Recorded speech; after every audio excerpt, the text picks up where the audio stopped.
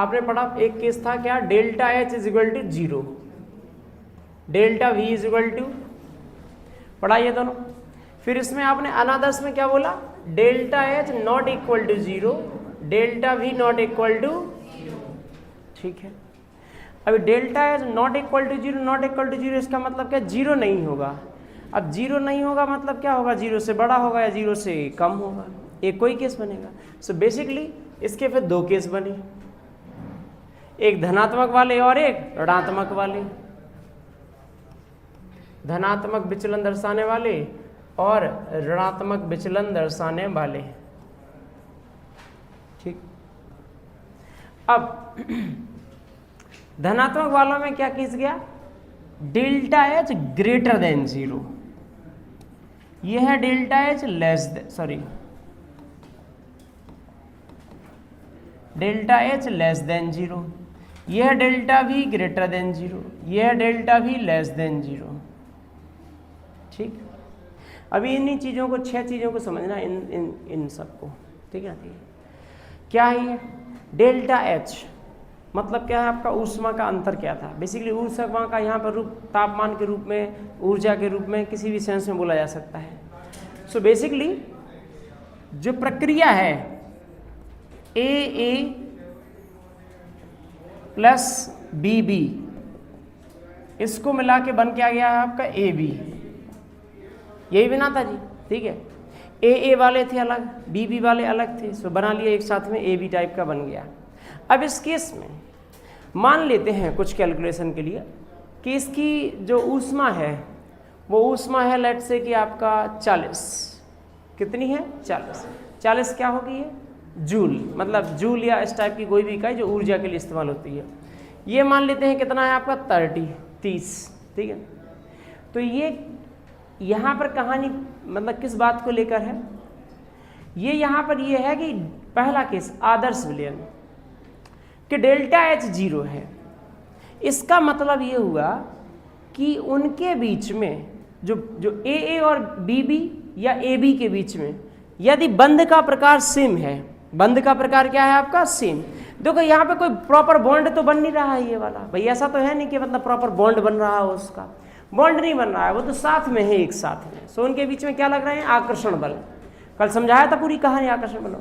सो आकर्षण बल यदि समान है, जैसे यहाँ पे कार्य कर रहे हैं वैसे ही यहाँ पे कार्य कर रहे हैं, तो ना तो हमें ऊर्जा देनी पड़ेगी, ना ही वो सिस्टम हमें ऊर्जा देगा, क्योंकि पहले जैसा सिस्टम चल रहा था वैसे ही अभी चलेगा, क्योंकि अभी भी यहाँ पर जैसा का जैसा ऊर्जा का मान आ रहे थे वैसे के वैसे यहाँ पे भी आएंगे, क्योंकि बंध का प्रकार या मान लिए कि आकर्षण बलों का प्रकार क्या है, एक जैसा।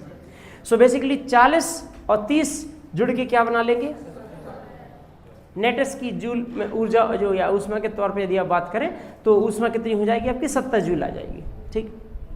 अच्छा, अब इस केस में ये केस है किसका, आपका आदर्श का case. So basically delta H 0 क्यों आया, क्योंकि डेल्टा एच का मतलब क्या है आपका H2 माइनस H1, या कुल मिला के H2 माइनस H1 से मतलब नहीं है बाद वाले में से पुराना वाला या नए वाले में से पुराना वाला स्टेट।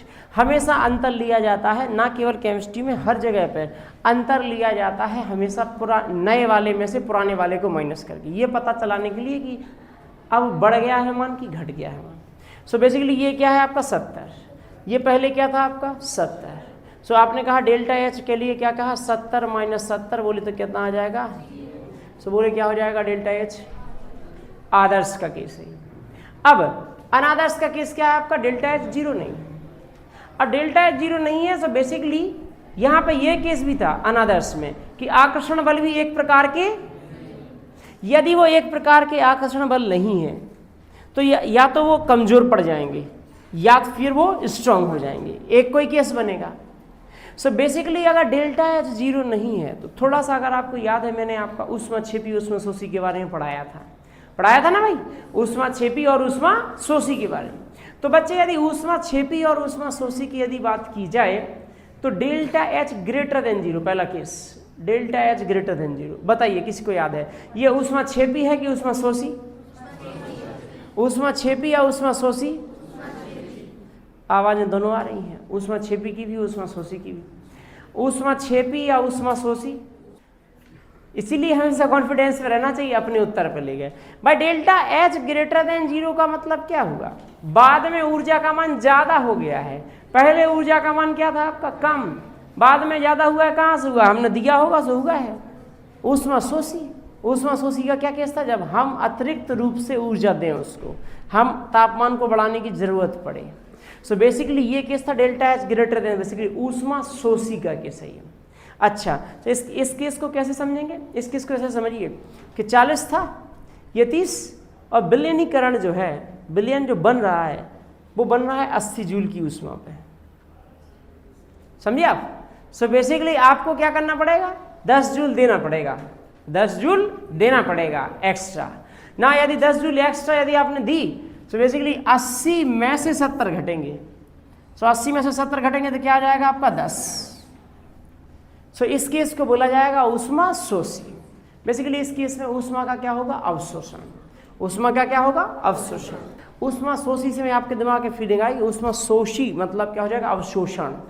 बात सही कहते हैं। और अवशोषण का मतलब क्या है? आपने ऊष्मा ग्रहण की। ठीक, चलिए ये केस क्या बनेगा? Delta H greater less than 0 का क्या है आपका? ऋणात्मक वाला केस, ऊष्मा क्षेपी का केस। सो बेसिकली ये कौन सा केस होगा? उत्सर्जन का केस। मतलब 40 और 30 क्या होना था? 70, लेकिन बिलियन पहले ही बन जा रहा है 60 पे। सो अतिरिक्त ऊष्मा क्या हो जाएगी? उत्सर्जित निकल जाएगी। सो इस केस में 60 माइनस 70 होगा। क्या होगा? 60 minus 70। In that case 60 minus 70 will be equal to minus of. So basically क्या आ जाएगा? -10 का मतलब delta H greater than, delta H less than 0। ये बात सही है क्या? थी नहीं भाई बच्चे? अच्छा, अब आते हैं क्या भैया, तीनों केस को देख लिया कम से कम, ये आपको मोटा मोटा एस्टिमेशन पता चल गया। अभी आते हैं एच का केस खत्म हुआ, वी का केस, वॉल्यूम का केस। वॉल्यूम का केस क्या है? वॉल्यूम का केस ये है कि जैसे कि ए वाले का मान लीजिए कि फॉर एग्जांपल 100 ml, बी वाले का मान लीजिए कि आपका है 200 ml, और ये बना लिया ए बी। अब इस पर कह नहीं सकते क्या है, ये वही केस है। मतलब इसके बारे में तो मैं पहले ही बता चुका हूँ क्लास में कि वॉल्यूम जो है आपका संरक्षित होना जरूरी नहीं है। मतलब कोई कह नहीं सकता है इस पर कि वॉल्यूम संरक्षित होगा या नहीं होगा। सामान्यतः संरक्षण के नियम का पालन नहीं करता है। संरक्षण का नियम का मतलब ये कि अतिरिक्त वॉल्यूम नहीं बनना चाहिए था। मतलब आपका हम कुछ बना नहीं पाएंगे, बात सही नहीं नहीं, उतना का उतना ही रहना चाहिए था, कुछ मिटा भी नहीं पाएंगे। वो भी जैसे कि द्रव्यमान मान लीजिए।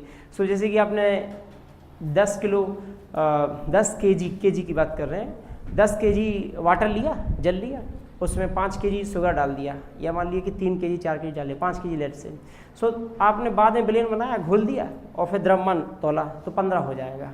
ये बात 10 उसका 5 उसका जुड़ जाएगा, 10 जुड़ के कितना हो जाएगा? 15। ये नहीं जुड़ेगा, इसकी है ये कहानी बात चल रही है वॉल्यूम की। सो ये कैसे नहीं जुड़ेगा? ये ऐसे नहीं जुड़ेगा कि आप इससे 100 और 200 को जोड़ के नहीं कह सकते हो। क्यों नहीं कह सकते हो? इसलिए नहीं कह सकते हो, पहले केस समझेंगे अनादर्श का, उससे आसान पड़ेगा दूसरे वाले को समझना। जैसे कि यहाँ पर अनादर मतलब धनात्मक का केस लेते हैं। धनात्मक का केस कल बताया था ना आपको कि धनात्मक का केस ऋणात्मक का केस कब बन रहा था? जब आप राल्ट के नियम का पालन नहीं कर रहे थे। राल्ट के नियम का पालन कब नहीं हो रहा था? जब इन दोनों की जो आपकी ए और बी में आकर्षण बल है, ए बी के आकर्षण बल से अलग हो, कमजोर हो, या मान लीजिए कि आपके स्ट्रांग हो, जैसा भी हो, उस प्रकार के दो प्रकार के विलयन निकल रहे थे। यदि हेलो प्लीज इसको कैसे याद रखना है? इसको ना कि रट्टा मार जो मैंने बोला कि भाई ऐसा ऐसा कर लो तो वैसा नहीं। खुद सोचो कि मतलब धनात्मक का क्या मतलब था। उल्टी दिशा से चलो ना। धनात्मक का मतलब क्या था? राल्ट नियम से धनात्मक। राल्ट नियम से धनात्मक मतलब क्या है? पहले दाब जो आ रहा था अब उससे ज़्यादा आएगा, अब उससे ज़्यादा आएगा। यदि अब उससे ज़्यादा दाब आएगा तो क्या होगा?